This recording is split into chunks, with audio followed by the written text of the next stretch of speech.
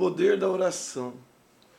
Quando o ser humano se aperceber das infinitas possibilidades de que dispõe através da oração, conceder-lhes-á mais atenção e cuidados, força dinâmica responsável pelo restabelecimento das energias, é constituída de vibrações específicas que penetram o orante, mantendo-lhe a vinculação com as fontes inexauríveis de onde procedem os recursos vitais. Em razão da intensidade e do hábito a que o indivíduo se permita, torna-se valioso instrumento para a conquista da paz e a preservação da alegria, nele instaurando um estado de receptividade permanente das vibrações superiores que se encontram espalhadas no cosmos, preservando-lhe a saúde, gerando-lhe satisfação íntima e proporcionando-lhe inspiração nas mais variadas situações do caminho evolutivo. Como consequência, nenhuma louvação, rogativa ou gratidão expressa através da prece fica sem resposta adequada, desde que os sentimentos acompanhem-lhe o curso oracional. Naquela noite de caras reflexões, eu me encontrava aguardando o momento para atividades especiais ao lado de abnegados mensageiros que fazem o intercâmbio com os espíritos encarnados na Terra, ajudando-os na desincumbência dos compromissos a que se dedicam. No momento aprazado, que corresponderia às 2h da manhã, reunimos-nos no local reservado para a partida em direção do mundo físico. Éramos pequeno grupo formado por amigos interessados na construção da legítima fraternidade e do estudo dos fenômenos obsessivos, que constituem a rude peleja entre a ignorância e o crime, a perversidade e a vingança, a loucura desmedida e a necessidade de paz, que somente pode ser obtida quando utilizados os meios legítimos, que são o respeito ao próximo e a desincumbência dos próprios deveres. A modesta caravana estava sob orientação do irmão Anacleto, que fora espiritista militante e se dedicara com especial empenho ao labor mediante as terapias da doutrina em favor da saúde mental e emocional das criaturas humanas, particularmente quando afetada pela interferência dos espíritos obsessores. Portador de formosa folha de serviços, enquanto esteve no corpo somático, havia granjeado merecido respeito em ambos os planos da vida, pela sua abnegação, carinho e conhecimento profundo em torno da grave parasitose espiritual. Reunidos em agradável sala de amplo edifício, reservado para excursões ao planeta terrestre, mantínhamos a privacidade dos nossos objetivos, preservando muito reconfortante fraternidade, enquanto aguardávamos o momento de iniciar-se a jornada. O benfeitor, utilizando-se de momento próprio, expôs-nos o plano que houvera traçado para o atendimento a algumas pessoas que se encontravam em singular circunstância das suas existências sob influências perniciosas que as dilaceravam, e não obstante recorriam com frequência e quase desespero à oração, suplicando a ajuda dos céus, que lhes parecia tardar. Demorar-nos-íamos por alguns dias em nossos labores, havendo elegido como sede de ação o núcleo espírita a que nos referimos anteriormente, onde seria possível operar com apoio mental e das vibrações salutares em favor do êxito do empreendimento. Sensibilizados ante as possibilidades do serviço em tela, mantínhamos a serenidade que deve ser presente sempre, preservada sempre. Acercando-se o momento da partida, o diretor do grupo convidou-nos à oração, que ele próprio proferiu, tocado de especial emoção. Senhor Jesus, amigo dos desafortunados, no momento que nos preparamos para mais uma experiência socorrista em teu nome, exoneramos a tua proteção, a fim de que possamos manter a plena sintonia com os teus propósitos de amor, realizando o melhor que nos esteja ao alcance. Sabemos que não será fácil a tarefa por executar, considerando as nossas limitações e deficiências. Nada obstante, confiamos na tua inspiração e apoio, de modo que nos seja permitido executar o serviço com os mais santos propósitos de fraternidade e de amor, conforme tu mesmo o realizaste quando estiveste conosco no planeta. Mantém-nos confiantes na irrefragável misericórdia do Pai e dulcifica-nos para que possamos sensibilizar aqueles espíritos que ainda não te conhecem, ou que, tendo travado contato contigo, se afastaram revoltados e infelizes, negando-se à vinculação com teu inefável amor. Semelhantes a eles, já estivemos em situação equivalente, e tu nos arrancaste das sombras e dos abismos a que nos arrojamos, equipando-nos de conhecimentos e sentimentos para modificarmos a estrutura íntima de que somos constituídos. Faculta-lhes também a eles a mesma concessão que nos honraste, utilizando-te de nossa pequenez colocada em tuas seguras e generosas mãos. Ampara-nos em todas as situações, enriquecendo-nos de inspiração e de caridade, para que sempre sejas tu quem estejas presente e não nós, eliminando o nosso ego para que te exaltemos, o Espírito magnânimo e misericordioso. Segue, pois, conosco, amigo de todas as horas. Ao concluir, estava com a voz embargada, e todos nos encontrávamos tocados de especial emotividade. Explicou-nos o condutor da empresa que inicialmente iríamos atender a um jovem sacerdote que se encontrava em momento muito grave de sua existência, lutando com tenacidade contra as tendências infelizes do passado que o assaltavam agora com pertinaz incidência. Embora forjado em sentimentos humanitários e cristãos, perdia lentamente as forças na imensa pugna travada contra as más inclinações que predominavam no íntimo e porque também estava sob indução espiritual perversa e perigosa. Quando chegamos ao local em que deveríamos iniciar as atividades socorristas, encontramos um jovem religioso mergulhado em terrível conflito interior. Não obstante, se encontrasse ajoelhado, orando em desespero. O seu pensamento turbilhonado exteriorizava imagens atormentadoras de que se desejava libertar. Aparentava 30 anos de idade, era portador de boa constituição orgânica e apresentava-se com harmonia física e mesmo alguma beleza nos traços que lhe delineavam a face. Acercando-me, ouvi o benfeitor sugerir que lhe penetrasse o campo mental, de modo a registrar os seus apelos aflitivos, inteirando-me do conflito que assaltava, levando-o à inevitável desesperação. As emanações mentais eram carregadas de imagens infantis escabrosas e cenas de perversão sexual, com crianças nos seus aspectos mais chocantes.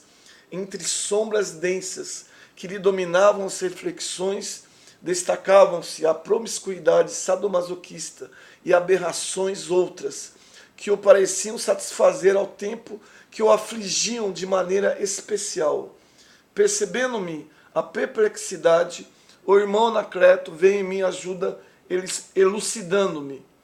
O nosso Mauro é um jovem que buscou a religião sem qualquer inclinação legítima, tentando fugir dos tormentos que o tinham desde a adolescência, sentindo-se dominado pelo desvario das tendências sexuais infelizes. Procurou refúgio na religião, na qual poderia esconder-se e deter os desejos infrenes que o aturdem, buscando o seminário onde se pensava disciplinar os instintos e corrigir as más inclinações. Infelizmente, não foi bem sucedido, porquanto no lugar onde esperava encontrar paz e orientação, defrontou-se com diversos companheiros portadores de desequilíbrios equivalentes, que também buscavam a fuga ao invés do enfrentamento no século, resvalando a pouco e pouco para comportamentos esdrúxulos e insanos. Lhe silenciou por um tempo e logo prosseguiu. Concluindo o curso e sendo ordenado sacerdote, a princípio tentou manter-se distante dos hábitos doentios, procurando exercer um ministério com atitudes saudáveis. Todavia, lentamente, o cerco das paixões se fez inexorável e o contato com alguns veículos de informação, especialmente a televisão, foi-lhe quase impossível deixar de anestesiar-se outra vez pelas sensações grosseiras dos desejos incoercíveis. Foi-se permitindo arrastar pelos programas vulgares, obscenidades e aberrações, passando a convivência mental com outros insensatos e enfermos morais, utilizando-se de fotografias para prosseguir no tormento que ora o despedaça interiormente. Ante a pausa natural, que me pareceu oportuna, ensejou-me interrogá-lo, o que fiz naturalmente. Pude perceber, acentuei surpreso, que o seu drama íntimo envolve crianças e alguns jovens imaturos, que se rebolcam nas suas paisagens mentais, entre sombras e cenas de hedionda qualidade. Qual a razão dessas manifestações de seu pensamento atormentado? Generoso e sábio, o amigo explicou. O drama do nosso paciente tem suas raízes na pedofilia, desequilíbrio moral e sexual hoje muito difundido pelos infelizes vendedores de sexo, a prejuízo da saúde e da dignidade de inúmeros psicopatas e perversos. Saturados pelos excessos sexuais que se permitem, procuram novas experiências aberrantes e cruéis, utilizando-se de crianças indefesas e ingênuas para o triste mercado das suas vilezas. Por outro lado, pais inescrupulosos e de conduta esquizofrênica, igualmente ambiciosos e cruéis, alugam seus filhos para o comércio ignóbil, no qual adultos totalmente inescrupulosos e destituídos de sentimentos dignos delas se utilizam para dar vasa às suas tendências mórbidas, esfacelando essas vidas em floração, que estiolam desde cedo, tornando-se aquelas que sobrevivem cínicas e depravadas, sem nenhum objetivo existencial, exceto a luxúria para ganhar dinheiro e manter o vício, logo derrapando no uso das drogas alucinantes e destruidoras. O nosso Mauro encontra-se envolvido com uma gangue pornográfica que lhe exige mais crianças para o comércio desnaturado, considerando-se a facilidade de que ele dispõe no convívio infantil face à sua condição de religioso. Igualmente viciado, instalou um pequeno estúdio no qual fotografa e grava cenas hórridas, com desprevenidas vítimas, que arrebanha, a princípio, iludindo-as com guloseimas e pequenos presentes, para depois viciá-las e utilizá-las abertamente no mercado da crueldade. Novamente silenciou, como a concatenar informações preciosas, para prosseguir de imediato. Vinculado à terrível organização espiritual jesuítica do passado, quando cometeu arbitrariedades contra criaturas tidas como inimigas e silvícolas, que lhes tombaram nas garras ignóbeis, que deveriam evangelizar, ainda não conseguiu libertar-se desses comparsas, que hoje prosseguem, inspirando na situação calamitosa em que se encontra, outrossim em razão de arbitrariedades morais, cometidas no século XIX, experimenta o atual tormento. Entretanto, inspirado pela genitora desencarnada, que o acompanha com imenso sofrimento nos últimos tempos, percebendo o abismo cada vez mais devorador que o traga, vem recorrendo à oração, pedindo misericórdia e ajuda, por não mais suportar a própria insânia. A fé ingênua da infância que o cinismo do comportamento tisnou vem-lhe retornando à mente, de forma que, tomado de sincero desejo de ter diminuídas as angústias, cada dia mais sincera se lhe torna a súplica, que chegou até os nossos centros de comunicação oracional, graças a cuja diretriz aqui nos encontramos. Sempre ávido de conhecimentos, utilizei-me do novo ensejo para interrogar.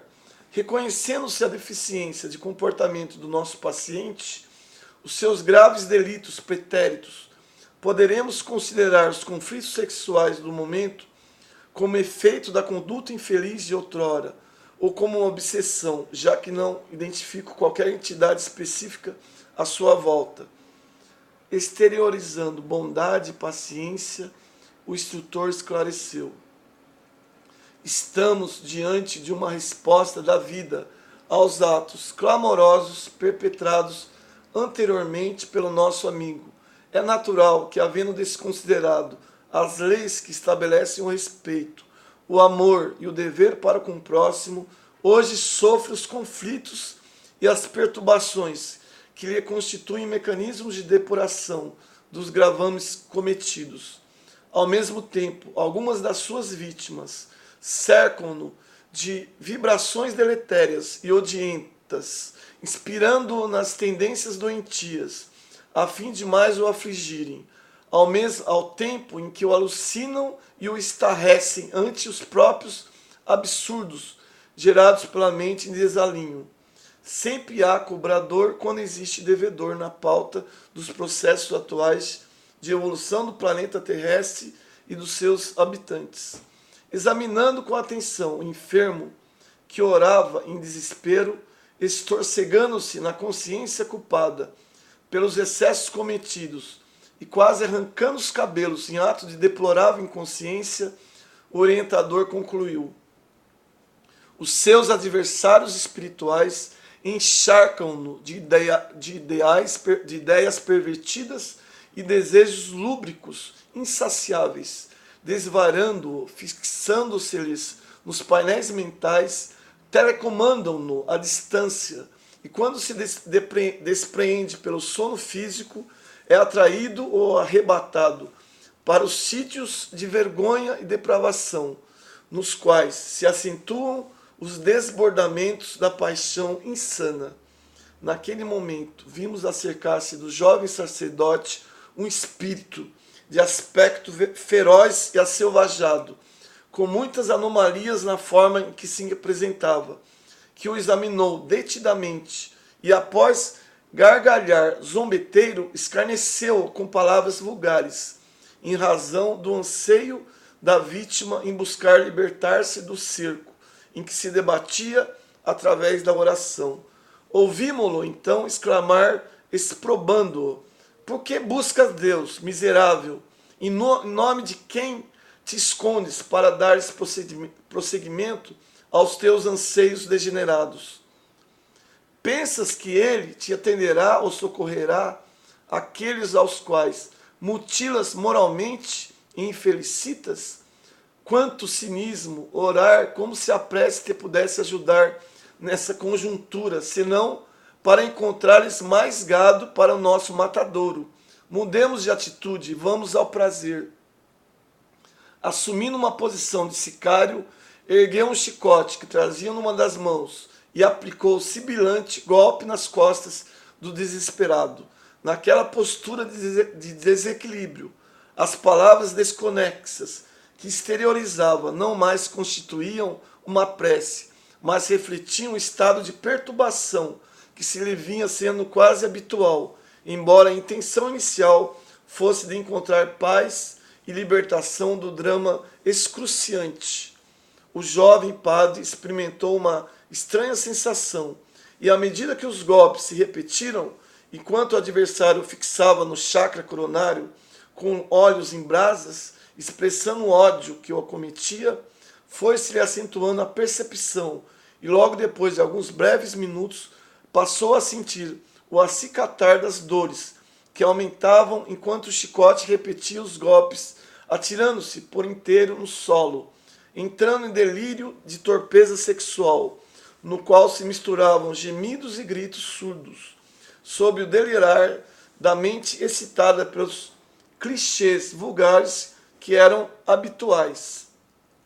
Entrando em exaustão, cessada a aplicação da sova inusitada, estertorou por um pouco, e entrou em pesado sono agitado, até que se libertou do corpo envolto em densa névoa escura, sendo surpreendido pelo algoz, que o segurou com vigor, arrastando-o do recinto com grosseria.